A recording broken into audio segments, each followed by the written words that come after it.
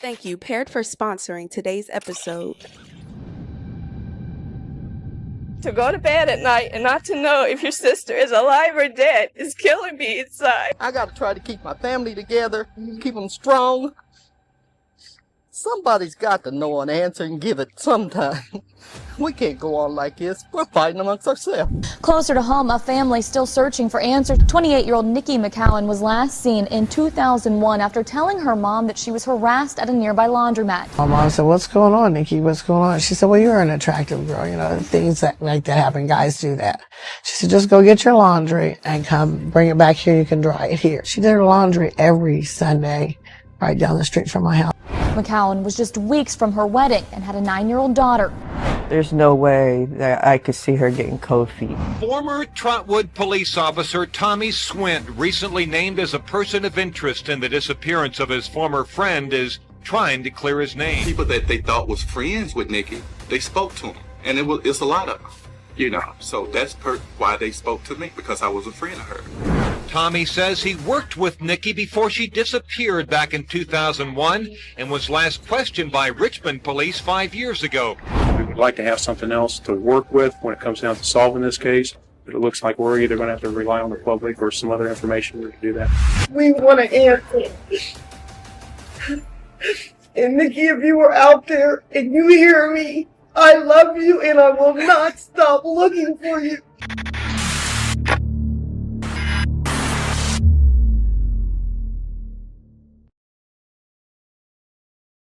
Hey everyone, it's Leah Gordone here. Today we're diving into something a little different, but important. Let's be real, keeping a strong connection in a relationship takes a lot of effort, but it should also be fun. My partner and I have been using an app called Paired, and it's honestly been a game changer for us. Paired is an app for couples designed to help improve communication and better understand each other's needs, hopes, fears through fun quizzes, couple games, daily questions, and expert-backed insights. The best part? You can't see the other person's answer until you answer yourself, which makes it even more fun. And trust me, once you start taking the quizzes, you'll not only uncover things about yourself, but also your partner. You'll find out what makes them tick, which helps you connect on a deeper and meaningful level. Click the link below to get a 7-day free trial and 25% off Paired Premium, because great relationships start with understanding each other. Remember, whether you're nurturing a long-term relationship or starting a new one, Paired offers a fun and insightful way to connect with your partner. With expert advice, engaging activities, and daily conversations, you'll uncover new dimensions of your relationship. Click the link below to get a 7-day free trial and 25% off Paired Premium. Dive in and discover how Paired can help you build a stronger, happier bond.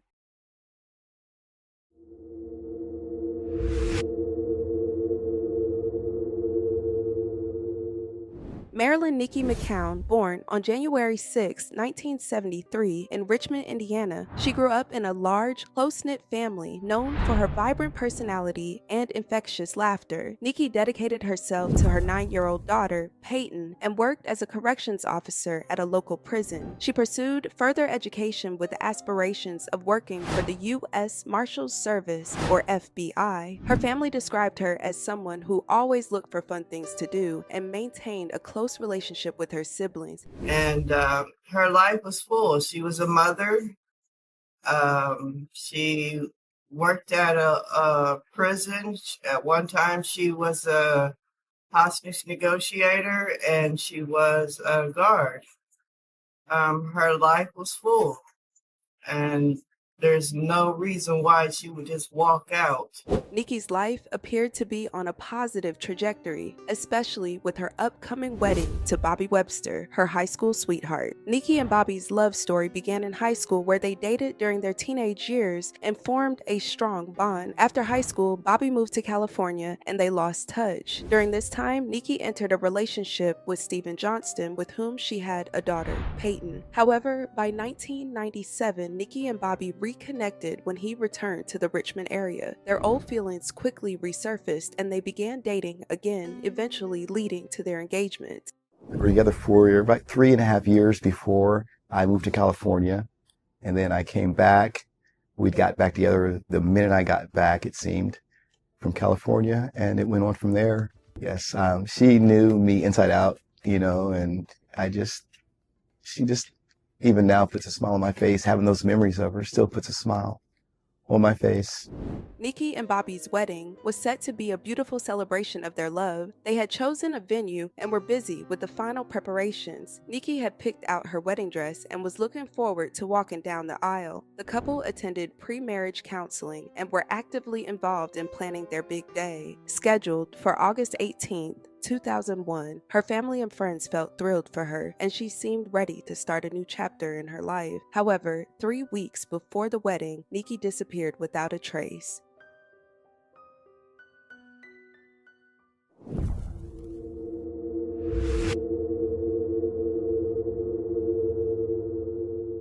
On July 22, 2001, Niqui McCown began her day by attending church with her fiancé, Bobby Webster, and her 9-year-old daughter. After the service, they went their separate ways. Niqui dropped Peyton off at her parents' house and then headed to a local laundromat to wash clothes for her upcoming wedding.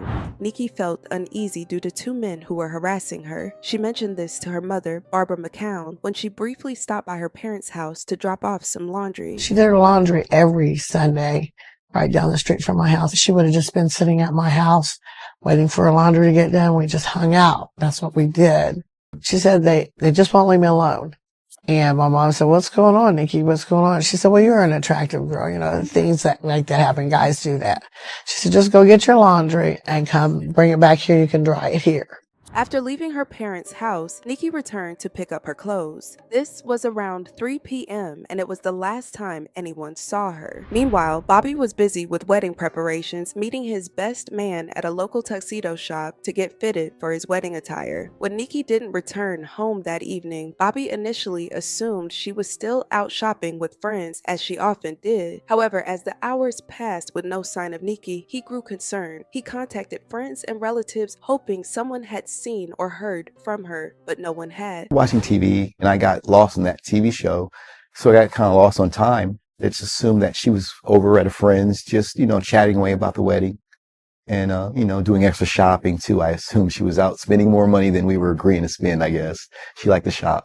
We started making a lot of calls. We started calling a lot of hospitals. About 9 or 10 o'clock, no word, no call back.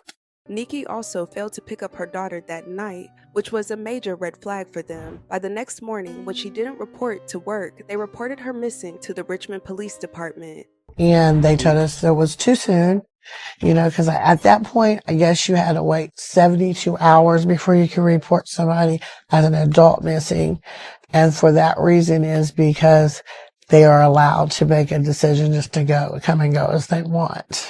The initial search efforts were extensive, involving both local authorities and volunteers. Detectives canvassed the neighborhood to piece together her activities for the day. They confirmed that Niqui had been harassed by 2 individuals, but this lead did not produce significant results. Trying to find out if her day was typical, if everything that had happened prior to her becoming missing was normal, and just gathering facts about her to try to find out her behavior. And in that process, then you're able to possibly develop a person of interest. It was a routine for her to go to the laundromat. That was absolutely normal. There were reports that there were 2 subjects that were kind of giving her a hard time, whether it be flirting and, things along that line. Authorities also obtained surveillance footage showing Niqui at a convenience store in Richmond, Indiana at 3:19 p.m. on July 22, 2001. The footage captured her entering the store to get change and then leaving. There is surveillance footage of the convenience store that she had stopped at. Her laundry was still in the vehicle, folded in the basket. Although Bobby was cooperative in reporting her missing, his suspicious behavior made him the prime suspect in her disappearance.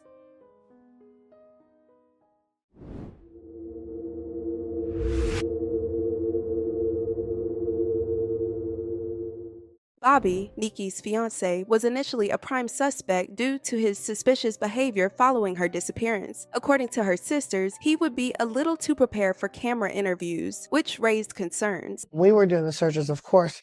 You don't care about what you look like. You see people out there.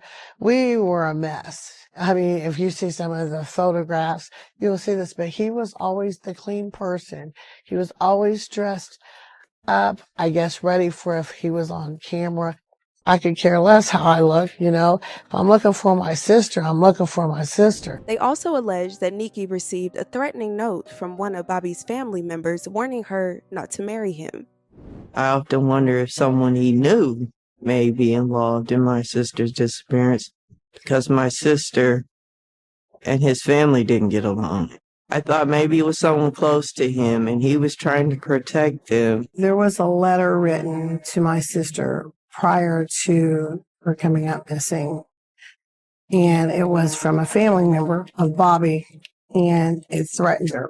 And the letter said specifically, "I'll see you dead before this marriage happens." She showed it to me, she showed it to the pastor, she showed it to everybody in the family, and the letter disappeared. Authorities became suspicious of Bobby when he pawned her engagement ring and attempted to get the deposit back on the wedding venue. Started having behavior that was somewhat suspicious. He had canceled the wedding hall, got a refund for that. He had tried to return the ring to get a refund for that, had looked into her schooling, money for school to get a refund. Correct. His behavior was erratic, but as in physical evidence, there's no evidence. One of the excuses that he used was that he was trying to gather money for a reward. However, Bobby later explained that his actions were misunderstood and he was simply trying to help. Sell back the ring. It was only a deposit on the ring. It was a layaway. How I sell back a layaway? We're still pretty much paying on the rec hall and everything. All I did was make some calls going, you know, something's going on. You know, we're going to be delayed. This wedding's in 3 weeks. Even if Niqui came back that moment, you know, she's been missing for days. I doubt the wedding's going to be planned, you know, right on schedule. Something's going to be delayed. I never canceled nothing. Days after her disappearance, Bobby was called into the Richmond Police Department for an interview where he detailed his timeline on July 22nd, 2001. Bobby was given a polygraph test, and the examiner's determination was that he did show deception on relevant questions to the investigation. Start an informal interview with Robert, Delray, Webster, and Detective Investigator Raver and Powell. The time is 8:48 a.m. and the date 7/25/2001.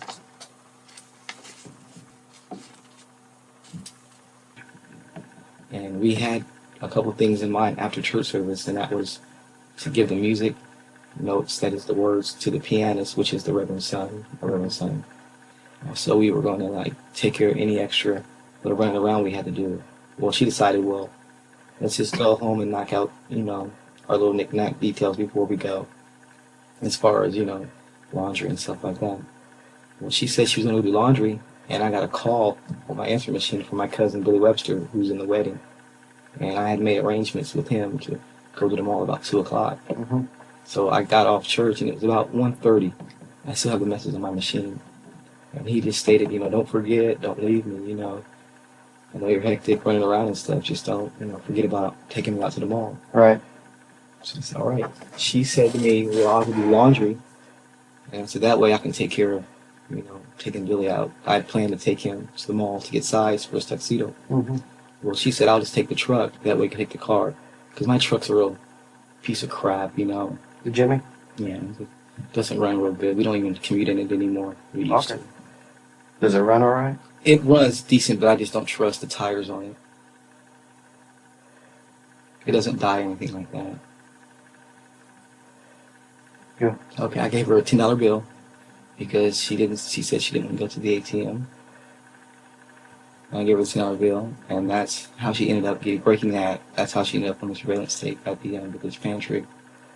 I had passed her. Well, I loaded the clothes into the car, more or less. Let me go back a little bit.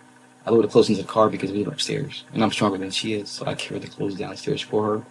Placed them in the front passenger seat of the Jimmy. I go back upstairs. I lock the door. By this time, she started to Jimmy up, and she's turned out and turned into a circle to make a U-turn. I looked on my dashboard, and I had a couple more quarters. So I just grabbed them, and as she was coming off of the little it's like a half a cul-de-sac where everyone turns around and lives in apartments. She comes this way, I pull up beside her, and I give her those 2 quarters. And I swing around, and she's about 100 to 200 yards ahead of me driving. Well, she pulls her stop sign, and she has it because it's open. So she turns and proceeds down Chester going south. I pull up, and cars are coming down, so I'm waiting. When I got my chance to turn on Chester, I see my truck, going downhill, It's a routine we use, so we often leave at the same time, So I see my truck going down, and down, light catches me. She's out of sight and everything.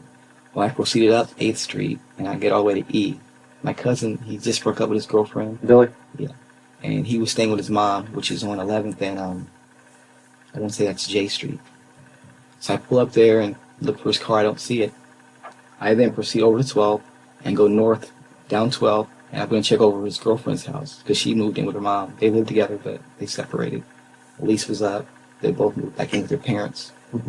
I saw his vehicle running in front of her house, thinking he just dropped his son off or something. And this is roughly about 2:10, 2:15. Now, I had saw my vehicle backed in the laundromat when I had turned onto E and proceeding to his mom's house. And I picked him, well, actually, I jumped in the car with him because his vehicle was already running. So you saw your Jimmy? I did see it backed in the very first slot facing towards her sister's house. And her sister's name? Tammy Hughes. And it was the same regular atmosphere that we encountered there. A few Caucasian people. It was several Mexican gentlemen in there. They always are in there, like on a Saturday or Sunday. We tend to notice when we're there together. Any problems, Tammy? None. Okay. So Tammy lives where? She lives a block and a half up from the laundromat. Yeah, you know the address. 613 South 10. So about 2:15 p.m. Sunday, you saw your Jimmy backed into that laundromat. Yeah, because I passed it. She was, because the lights caught me, I would say she was estimated 3-4 minutes ahead of me. Okay. Did you see her in there? No, I was just riding by. I just saw, how you see a lot of pretty much figures and stuff, and I was assuming they were. How much laundry did you have? Pardon me? How much laundry? Basket and a half of colors, and which is 2 loads, and a half basket of whites, like socks and underwear, t-shirts. Quite a bit of laundry then. It was just 3 loads. That's around our normal, which would cover $6 will cover the wash and dry. That filled the seat pretty well full then. Well, it's a blue, like Tupperware, and then it's a white basket on top of that. And that sits right down in it. Makes it easier to carry out to the vehicle. What was she going to do after the laundry was done? We were going to go home and finish her wedding invitations. Okay. Where was the daughter this whole time? Her mom's. We dropped her off right at the church. Okay. She stays there a lot then? Yeah, because we work in Dayton, hour ahead time change. It's kind of hard for her to get up that hour early and then get down to the house and get prepared for her school. Her daughter mainly does a lot of help with her because of our hectic schedules with the hour changes. It's really rougher than what it sounds. Her mom, you mean? Yeah. Well, I mean her daughter having to get up that hour earlier just to get ready for school when school was in. And she's grown real attached to her grandmother because she does a lot of the daycare babysitting since we How old is she? can't afford it. She just turned 9 in July. What's her name? I want to say 15th, Peyton Johnston. Johnston. So was Marilyn married once before then? No, she wasn't married. Where did Johnston come from? Well, her dad's last name is Johnston, and Okay. they agreed to give the last name to the child. You ever see him? Every now and then. He lives in Dayton also. I'm real good friends with his father, and works with Niqui at the Department of Corrections. He's a major. He's like a level under deputy warden. Okay, so you get home, 5:30, not there. She's not there. You check the machine or anything? I always put the answer machine, no messages. No messages? Nothing. Nothing's wrong. What do you think? Like, where's she at? She's somewhere. We have a new addition in the wedding, Christine, and she's married to the sheriff, Chris Scott. He's my cousin. He's one of my cousins on my father's side. And I was like, where's she at? Maybe she's running her mouth. I didn't call. I didn't call for another half an hour. I'm figuring she's just doing a woman thing, running her mouth somewhere. So 6 o'clock you called? Roughly that, because I'm flipping through the channels and I got stuck on a movie I've seen 1,000 times. Any given Sunday. Yeah, well, I called her father and said, Niqui there. Like, no. Like, okay. Called her sister again. She wrote back there yet? And she said no. So I just hung the phone up and got into the movie assuming she's on her way. I kind of started on the invitations, started my work list because I listed all my work coworkers. Those are the ones we do first because we don't have to stamp those. We'll just hand those out at work. It saves us a lot of money in purchasing stamps. So 6 o'clock you called her dad. Yeah. And her sister. Yeah, around that time, I'm not too sure. I tell you what, it was at the same time frame Any Given Sunday was on because I watched that movie entirely. Well, I'd say mostly 80% of that movie. I've seen it 1,000 times. So I'm assuming it was probably what a movie's usually an hour and a half or so. Yes. Did you try? That was closer to 2 hours though. I mean, at that point, were you getting panicky or anything? Or? Well, I did after her friend Tony Hampton called. That's when I got kind of. Who's Tony Hampton? It's her cousin. He called you? This is a girl. Okay. And what did she have to say? She asked for Niqui, and I said she's not here. And okay. She thought I was playing a joke or something, being stupid on the phone. Because I always play around. What time was it when she called? Somebody after 6, closer to 7. And movie's still on? Yeah, it's still on. Tell me what happened the rest of the evening. I'm just sitting there worried. I kept calling her sisters, no word. And I just got in the car and took off down there. This is right when it started to get dark. Down to her sister's house. Back down to 6. And I walk in, I'm like, what's going on? Yeah, what's going on? Where's Niqui? She said, didn't know. So I went out to my cousin Chris's house. I hadn't called earlier. I just went out there since I was on the side of town. And I said, I didn't want to say, Niqui's gone or anything like that. I just went out and said, have you seen my truck, man? He's like, no. So Niqui driving my truck. I don't know where she's at. She might have had car trouble. You lost me. Who's Chris? The sheriff. Oh, okay. He's the sheriff. Okay. That is the later addition to the wedding. Okay. She had a friend Kelly that couldn't afford the dress, so we had to replace her. What's Chris's last name? Scott, sir. So Chris had not heard from her. What time was it by then? 9. Closer to 9. Time frame's getting a little blurry here because... Was he concerned? Yes. He was a little worried about me because later on he told me that I sounded kind of funny. I didn't say she's missing or anything like that. I'm just like looking for her. I didn't want to over-speculate and feel stupid later on. Right. So you went back home at that point? No, I went back to sister's house. I'm starting to really... What did sister have to say? She hadn't saw her either. Did she have any thoughts about anything? Oh yeah, we're all wondering what's going on because this is not like Niqui. So Right. immediately Tony gets there too. And immediately they like call the police, thinking, oh my God, don't think like this just yet. What's your thoughts? You got any thoughts where she would be? Man, I know you've been sitting here thinking for the last 3 days. I'm just thinking about my Reverend would tell me to be strong through a time like this. And have faith. This is hard. I'm not going to admit that I've been the most faithful person in the world as far as having faith in God. I have committed blasphemy and said, why are you doing this crap to me, God? I don't like you. This and that. I have said that personally. And I was just thinking, maybe I'm going through these repercussions for things that I've said to God in the past for not having life perfect as I wanted. But I had no idea I would be going through this. I swear on my life. Did she, you said she was under a lot of stress over this. What? Over this thing, the wedding.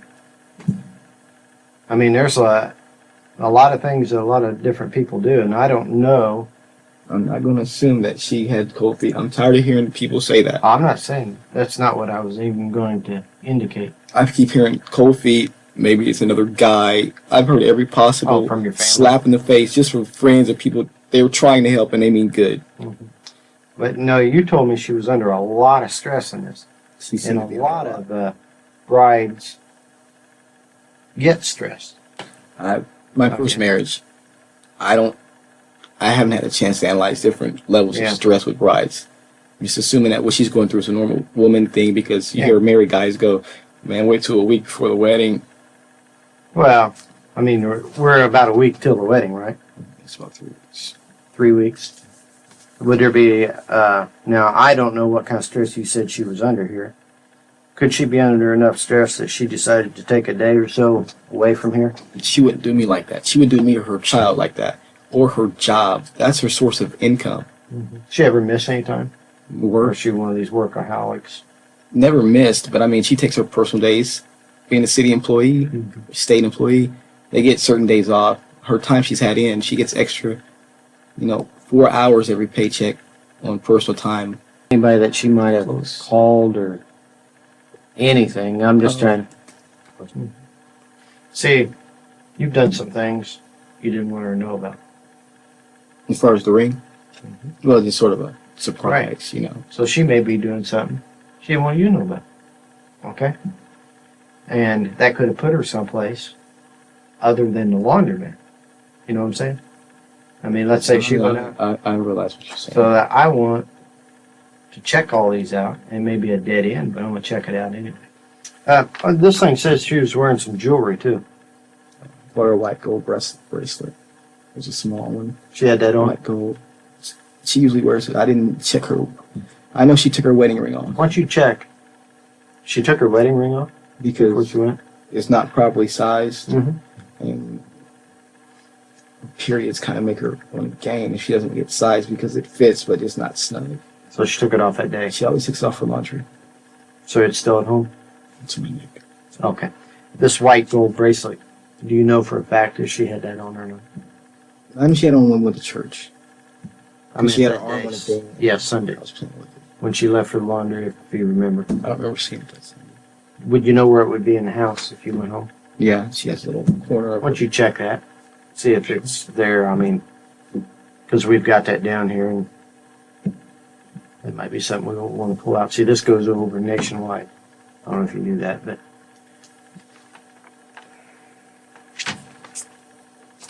any thoughts where she could be at all? Sure. Nothing at all?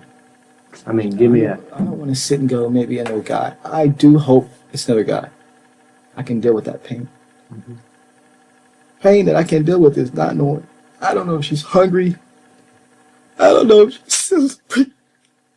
If she's what? Just sitting somewhere and just can't eat. I don't know this. And I'm sitting around trying... Yeah, I'm just... hoping it's another guy. I can deal with that pain. I just don't... I'm sick of everyone going to psychics.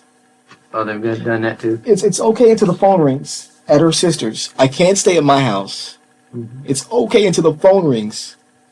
And it's like, what is it now? What dead end are we headed out now? Mm-hmm. I'm going to ask you something straight up. Do you think she took her ring off and left you? She always takes it off for laundry. Okay. Do you think she left? It fell off in the bottom of the washer, and she saw it when she pulled clothes out. She saw it at the bottom and said, "My ring fell off one day." I'm just asking. I mean, we've talked about this, and do you think she left you? She wouldn't leave me. I feel she wouldn't. Okay. In So my heart, that's not even a possibility in your mind. she would not do anything like this. Okay. I've tried to do everything for her, man. I just can't. Oh, I know. I'm not saying that did, but My family really likes me. And listen to everything that all these people have told you. You brought it up, and now the ring was sitting there in a box. Do you think she left? Do you think that is a possibility? Just say yes or no. Because no, I'm going to stand by. Okay, that's the feelings. I feel that because I'm just trying to get some avenue to really direct our investigation here. So I mean, you're hearing things from all over. We are too. And we want to put our time and effort toward the direction that we need to go. So we're not wasting time.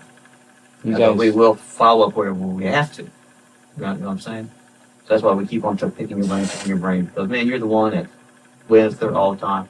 You got to have to excuse me right now, but I mean, really, you could not imagine the amount of confusion I have right now. That's all it is. Sure. I can't cry anymore because I've done it for 3 straight days. Yeah, we don't want to confuse you at all. I just don't know where to turn or what. I just don't. And we're trying to get a little bit of direction from you because you're like Ken Powell said, you're the closest to her, and you're the one that can direct us to where we need to go. I just want to add, man, I just want my baby. I know after this, our relationship's going to be, difficult even, but it's not going to be near as difficult as what it is now. Mm-hmm. And the sooner we get back together and get this behind us, we can get her married.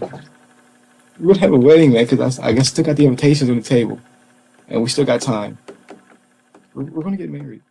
Eventually, Bobby was ruled out as a suspect by authorities after they found no evidence to support his involvement. The case stalled until November 2001 when Niqui's car was found at the Meadows of Catalpa apartment complex in Dayton, Ohio. This complex was where Stephen Johnston, Niqui's ex-partner and father of her daughter, lived, making him a new person of interest. Niqui and Stephen met in the early 1990s and began dating, eventually welcoming their daughter in 1992. Their relationship was tumultuous, marked by ups and downs, and they eventually separated when Peyton was around 3 years old. Despite their separation, Stephen and Niqui shared custody of Peyton and maintained a connection through their daughter. Steve will tell you himself that he did not treat my sister right and that he abused her. When Stephen was questioned by authorities, he cooperated fully with the investigation, providing a solid alibi and passing a polygraph test. He claimed he was at home on the day of Niqui's disappearance and had no contact with her. He volunteered interviewing, DNA testing, and was cleared. The vehicle was brought back to Richmond where they did DNA swabs and nothing was found from that evidence gathering. We were never told or never seen her car within those 3 months when we were searching over in the apartment complex. It just kind of, to me, felt like whoever did this was just trying to set my dad up and make it look like he was the bitter ex. If I was smarter, she'd still be here and we'd still be together. I wasn't good to her. I wasn't at all. I cheated. I was abusive. Despite the initial suspicions, authorities found no concrete evidence linking Stephen to Niqui's disappearance and eventually cleared him as a suspect. This led investigators to more questions. Why was her car placed there? Who else could be involved? Unfortunately, no forensic evidence was found inside the car. Probably be in a field or maybe even in a pond or a lake, but to be found in an apartment complex and to find out that it's been driven at least for a month or so. Yeah, that is kind of surprising. Eventually, the authorities turned their attention to Tommy Swint, a coworker of Niqui's at the prison. According to her coworkers, he was obsessed with her, though she only considered him a friend.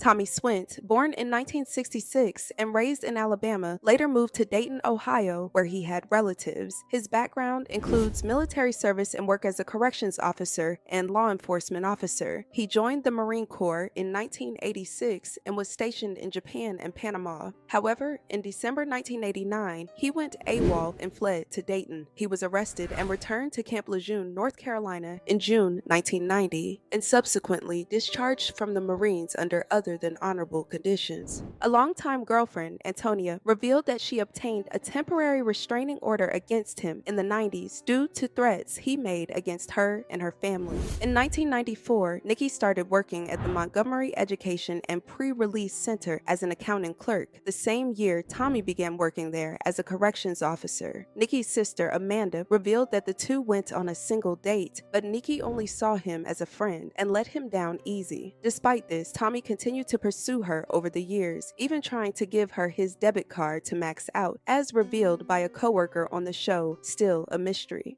Tommy would get a kick out of seeing Niqui around the facility, so whenever she said she needed something or want something, here you go. She would sling that credit card out, and we told her, don't take it. You cannot take that man's money and spend it like that. Because if you do, he's going to want something later. Tommy's behavior grew increasingly dangerous throughout the 90s. According to Niqui's sister, Tommy attempted to physically assault her and even slashed all 4 of her tires. I can remember an incident.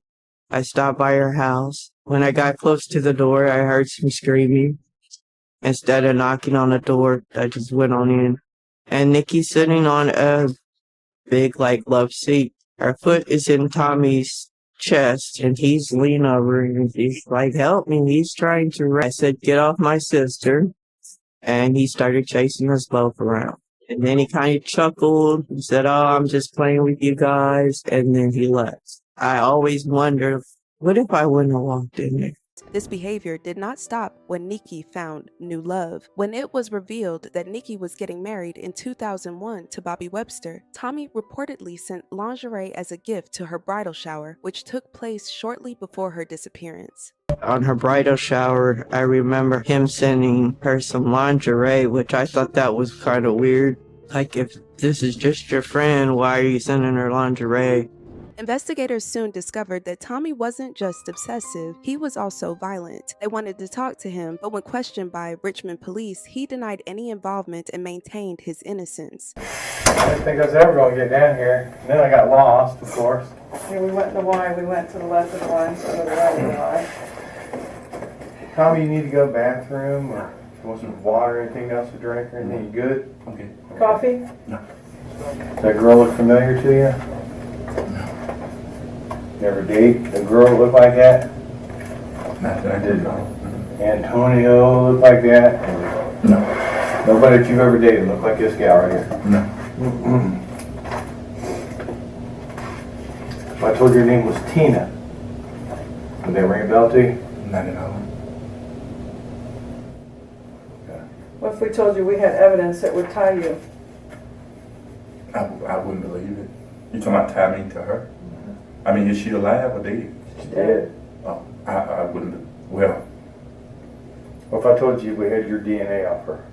Would you believe it? no, I wouldn't believe it. Do I have any reason to lie to you? No, you don't have any reason not to.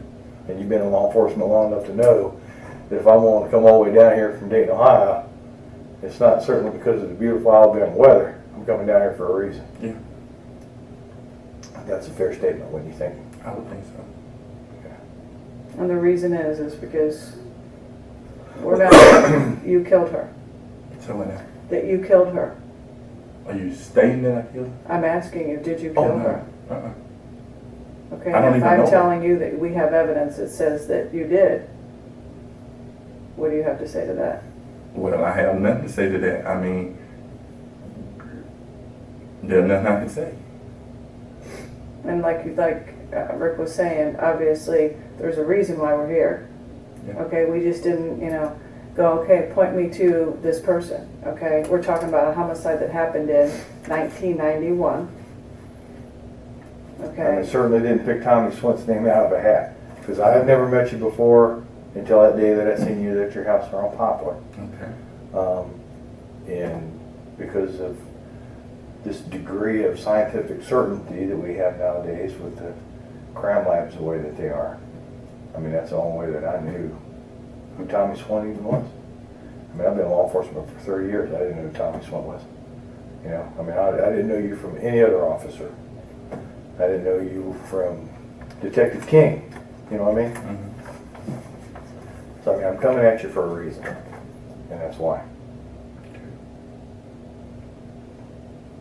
obviously, again, this happened in 1991. You know what DNA is. You know what we do nowadays. Like I said, you've been involved with law enforcement for long enough to understand. What we in the cold case unit is we take evidence from old cases and we resubmit everything back into the crime lab.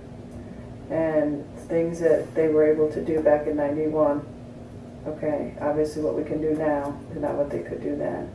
So we resubmit everything. When we resubmitted all the evidence in this case, the evidence that we have in the case comes back to you as our suspect. So the bottom line is you do have explaining to do, okay, on why we have evidence that says you killed her. Obviously, you've lived with this for, I mean, obviously what I'm saying is, do I believe you're guilty? Yes, because of the evidence we have. So that'll take us into 18 years ago that you killed somebody. Obviously, it appears to me because of the fathering that you are, because of the good husband that you are, and because of the law enforcement dealing that you have, this has not been an easy thing for you to deal with over the years. I can just tell you that from sitting here. Okay? When you kill somebody, it probably was by accident. Doesn't seem like that you're a mean, vicious person. And you might have panicked. But the bottom line is you did, and you've got to explain it. And I think you're ready to explain it after 19 years of living with us. I think you're ready.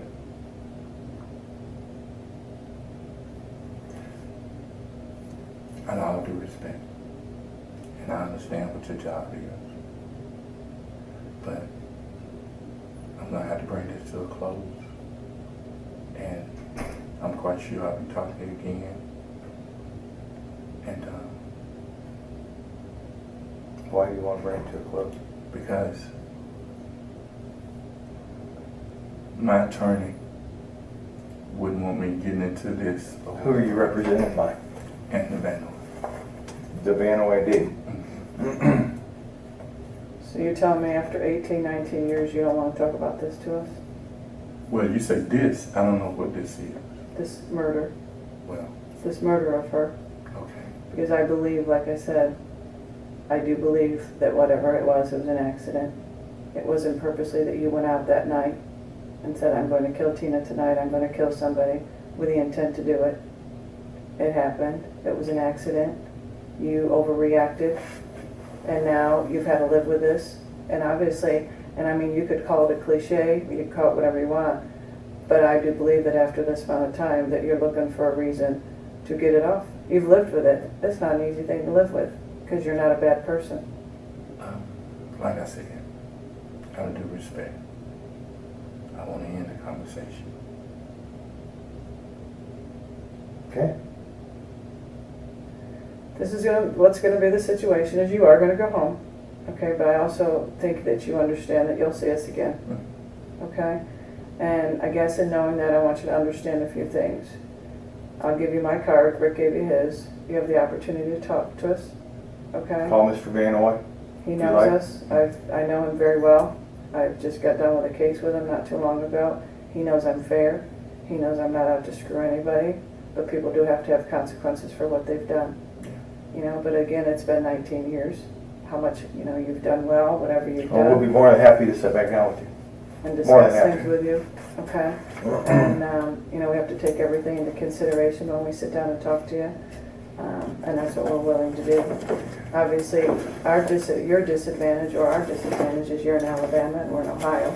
Okay, so obviously that puts us both in a disadvantage of the easy contact, because again, we got phones. It's very easy to get a hold of us, and it's very easy to get a hold of Anthony. I would suggest that you do get a hold of Anthony or whoever you are, your attorney, and have them get a hold of us. I would highly suggest that, because the next time you may not have quite a quick opportunity to get a hold of him. So you may want to let him know what's going on. Yeah, I can tell you the reason that we Because come. we will, you know, obviously you understand, we will, so you do need to get a hold of him. Okay? And that's not, and I know you don't want to talk about it, I'm not going to talk about it anymore. I just have this statement to make, is that there is additional evidence in this case, that being a fingerprint, not of a normal digit, but as a second digit or possibly from a palm. That's why we took those today, to have them compared as well. We'll see what happens from there. Okay? And then we deal with extradictions and all that kind of stuff. But I do appreciate your time, appreciate your cooperation, your patience, because I know it has been a long day. And like I said, things move a little slower down here than they do in Dayton, Ohio, don't they? Yeah. That's right.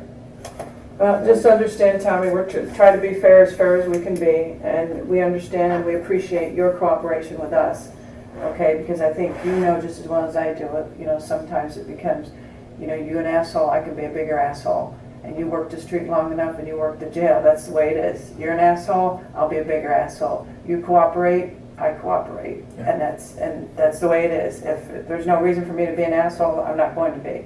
And that's basically, I think, what Rick and I can't disagree with at this point, that you've done everything that we've asked, and we appreciate that. And again, you do need to get a hold of an attorney and have them get a hold of us, and we can talk real soon. Okay. Is that fair? Mm-hmm. Do you have any questions for us in addition to that? Okay, it's out there in my briefcase, but I'll grab it so that you'll have it, and then they'll probably take you back to your car. And you can get a hold of us, Anthony can, or whoever, whether it be Anthony or whether it be somebody else. Appreciate your time. Okay? Okay. All right, take care. Despite his cooperation, investigators had no evidence to support his involvement in Niqui's disappearance, and the case stalled again.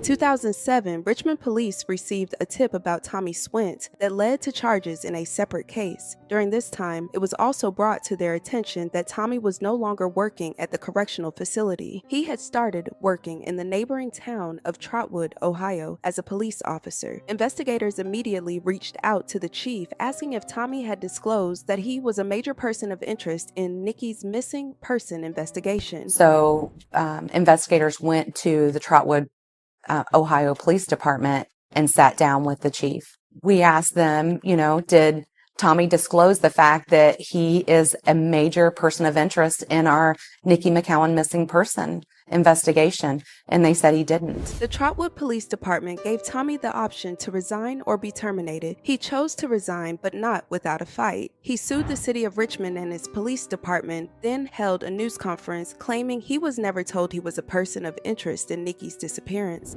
People that they thought was friends with Niqui, they spoke to him, and it's a lot of them.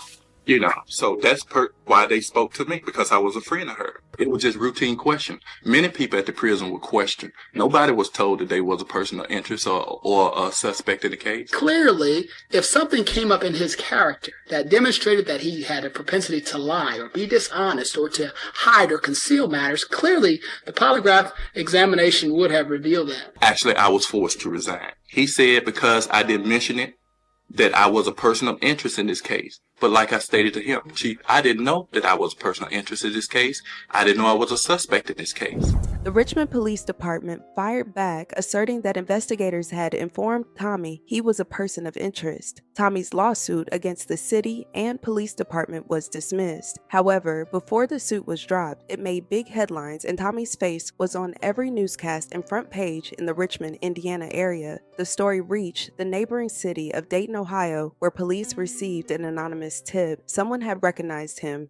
Somebody called in to give us information in regards to looking at him as a possible suspect in Tina Ivory's case. Tina, a 33-year-old woman from Dayton, had been found beaten, strangled, and dumped in a trash pile in Jefferson Township, although he denied murdering Tina or even knowing her. In 2008, Tommy was indicted for Tina's case based on fingerprint DNA evidence. However, before he could be arrested, Tommy took his own life on February 3, 2010. Tommy was buried at West Memphis Garden Cemetery in Moraine, Montgomery County, Ohio, the same gravesite as the victim Tina. His death prevented the case from going to trial, leaving many questions unanswered and a sense of justice unfulfilled for Tina's family. Bobby also passed away at the age of 51 on March 14, 2021. Despite the strong evidence linking Tommy to Tina's murder, no direct evidence tied him to Niqui's disappearance. The investigation into Niqui's disappearance remains open, with authorities continuing to follow any new leads. Niqui's family and loved ones hold on to hope that one day they will find the answers and justice they seek. Her sister even started a YouTube page to share updates with the community. According to her, Tommy had another love interest at the correctional facility where he worked when Niqui went missing. They believe there may have been pillow talk about what happened to Niqui and hope that person comes forward one day soon. He was married, he had a mistress, he had a baby mama, he had a girlfriend.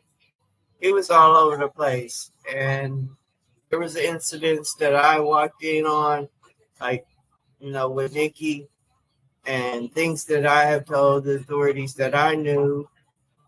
And he has been this person of interest for a long while. Okay, he was indicted on another young lady's case, the Tina Ivory case. And he, when he was indicted, he shot and killed himself. So that led us to think maybe we would never know what happened to Niqui. But we don't know. Niqui could be alive, she could be well, and she could just need us to find her. I know it's been 20 years, but some people are found 20, 30, 40, 50 years later. If you know anything about the case, contact the Richmond Police Department at 765-983-7247 or submit a tip to your local authorities.